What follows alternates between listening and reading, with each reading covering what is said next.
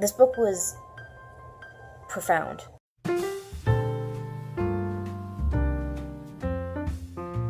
Hello, I'm Bella, and welcome to Read Bell. So it's the last video of 2017, and I'm going to end it with Book Corner 2. So this month, and I guess the end of this year, we are talking about Love Letters to the Dead by Dellaira. Sorry if I butchered your name. But this book. Okay, first up, the synopsis. It begins as an assignment for English class. Write a letter to a dead person. Laurel chooses Kurt Cobain because her sister, May, loved him. And he died young, just like May. Soon, Laurel has a notebook full of letters to the dead, to people like Janis Joplin, Heath Ledger, Amelia Earhart, and Amy Winehouse. Though she never gives a single one of them to her teacher, she writes about starting high school, navigating the choppy waters of new friendships, learning to live with her splintering family, falling in love for the first time, and, most important, trying to grieve for May. But how do you mourn for someone you haven't forgiven? It's not until Laurel has written the truth about what happened to herself that she can finally accept what happened to May. And only when Laurel has begun to see her sister as the person she was, lovely and amazing and deeply flawed, can she truly start to discover her own path. So, I'm changing it this month. I'm expanded to a 10-star scale, because I feel like a 3 out of 5 doesn't seem that harsh when I viewed it as harsh. So, with this, we're gonna talk on a 10-point scale. I give this book 9 stars out of 10.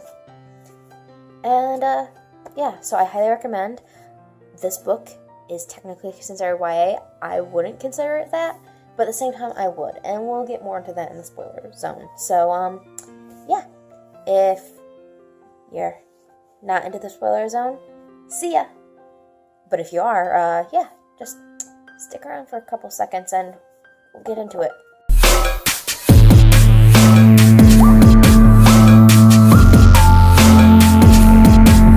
Alright, so this book, I read it in one sitting. That probably wasn't a healthy decision for my emotional state. It's about 2 sisters, and one of them's dead, and I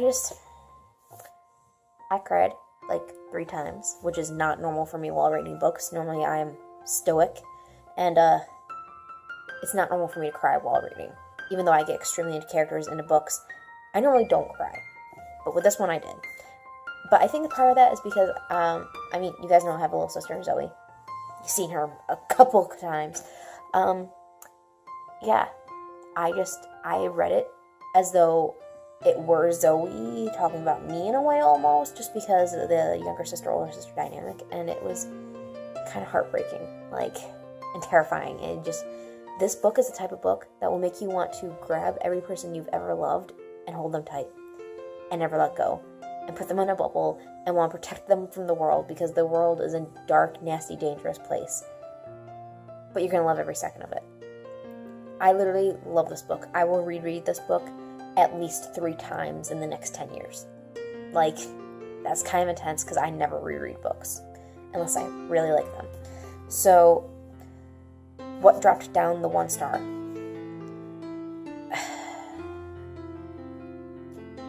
At the same time, I wouldn't consider it a YA novel because the themes were just so deep. But at the same time, the synopsis kind of does point out things like, I will find the sentence. Oh yeah. It's not until Laurel has written the truth about what happened to herself that she finally can accept what happened to May.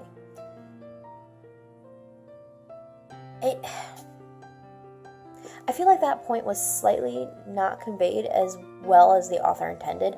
It made it less of a mystery, and I don't know if it's because I kind of figured it out sooner than I should have. I don't even know how, but I felt like the big punch where they finally explained what happened, it wasn't necessarily her finally, acknowledging what happened, but at the same time it was.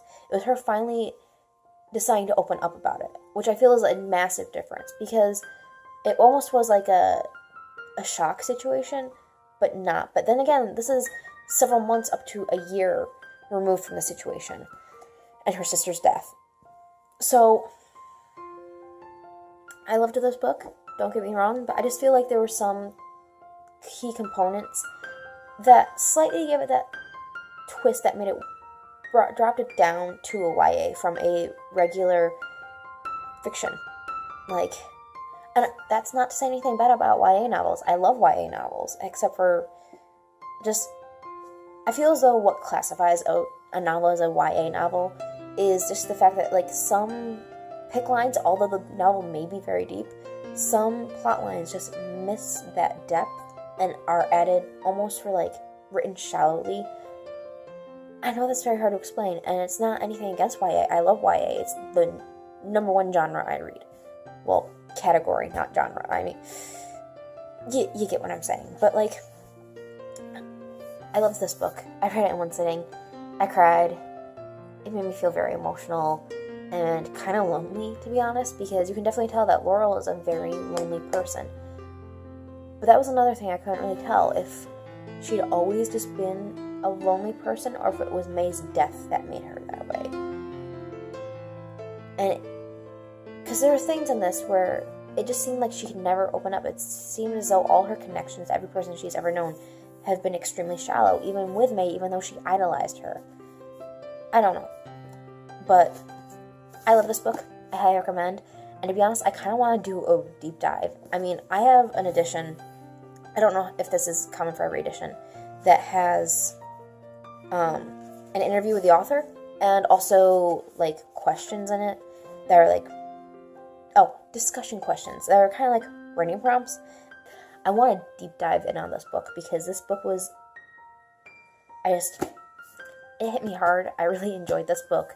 I really loved this book. And it's really highly accredited. I mean, even on this cover, we've got the author of Perks of Being a Wallflower, Emma Watson, Lori House Anderson, author of Speak, and then also the Guardian review on the back, which I kind of appreciate the synopsis is up here, and they've got a couple reviews, but this book was just, it hits hard, and there are many diverse characters that have several different situations they're going through. It's not like, oh, everybody's world is perfect, but Laurel's. It addresses different situations and different problems that a lot of teenagers go through that don't necessarily get acknowledged, because people would rather just think about the light, fluffy stuff, and teenagers being emotional. That's their problem, because they're emotional, they're rebelling. Even though that's not necessarily the situation.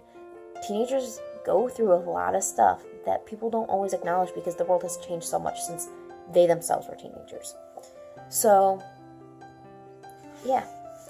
Oh, and also, they include a playlist in the back. I think I'm going to build that playlist, and I might link to it, because I'll admit, I didn't really know a lot of the songs that they were mentioning in here, but I just kept reading, like a trucking on type of thing, and I'd like to go back through and read the book and pause when they mention a song and listen to it. So that way, it's like being more involved in the story. But why do you think Laurel didn't initially turn in her first letter, or any of the others, to Mrs. Buster? And who do you think Laurel was afraid of revealing to her teacher or anyone else in the letters? I mean, I get why she didn't do it in the first one, because her sister died and she transferred school districts to avoid having to deal with starting high school and dealing with everybody knowing that her sister died. So, I don't remember, yeah, I know I said I read this in one sitting, but I don't remember if the teacher told her after the first day that she knew May. But I almost feel as though it was more of a diary entry. And it was to Kurt Cobain, was her first letter. And you definitely see her relationship with Kurt Cobain transfer throughout the book. And I know that seems weird, that this girl is having a relationship with Kurt Cobain in this era, even though he died. But it's like a one-sided conversation with all these people that she's talking to. And you can see how her moods shift towards them. Especially with Kurt Cobain, because she starts off like worshiping him, being like, you know, my sister loved you, and, you know, I really look up to you. You are this amazing human being, and, like, you died young just like my sister did. And then it ends up going to this part where I found it very, like, hard-hitting, where she mentions that in his suicide letter that he loved his daughter so incredibly much, and like how innocent and pure she was. And then Laurel points out, but you're going to be the first person to take that away. You are the person who you want to protect her from. Which I was like, wow, that is an extremely hard-hitting point. And I can't remember where it was, but at one point I was reading in this book, and one of the lines caught me, and I wish I would have underlined it. I don't like writing in books, but every once in a while something hits you in a book, and it's just like, I should have marked that in some way. I should have notated it, because it was just, it was profound. I mean, I feel like rereading this and going back through, to be honest, on my Tumblr, I might start writing more in depth, because I feel like once I sit down to record these videos, it's very hard to convey all these points, because my brain is going in a million different directions to cover these books. And I don't always feel like I cover these. And I love how I'm talking like I've done 7 of these videos, even though this is the second one. But I talk about books a lot with my family and friends. And I know I'm getting extremely sidetracked from this book, but this book was profound. I know I've used that word like a million times already, but it really was. It's a extremely well written book that I feel like everybody should read. Although you should be be aware that it is going to hit your emotions. It is going to make you feel sad, because you feel the sense of longing. You feel how sad Laurel is over May. You feel so much in this book, because you're all getting it from Laurel's perspective, and it's almost like you're going through the grieving process with her, but not at the same time, because she's grieved, she's acknowledged it, but she hasn't acknowledged the death. And I know that seems extremely, like paradoxical, but it's just really the way it is. I mean, I highly recommend reading this book, and I will type out something that sounds a little bit more eloquent and post it on Tumblr. So follow the link in the description down below to find that post. And I guess like, comment, and subscribe. I mean, give me some suggestions of books that you want to see in 2018. I'm going to Barnes & Noble sometime in the next 2 weeks, so get them in quick. And that's all I got for you. See ya.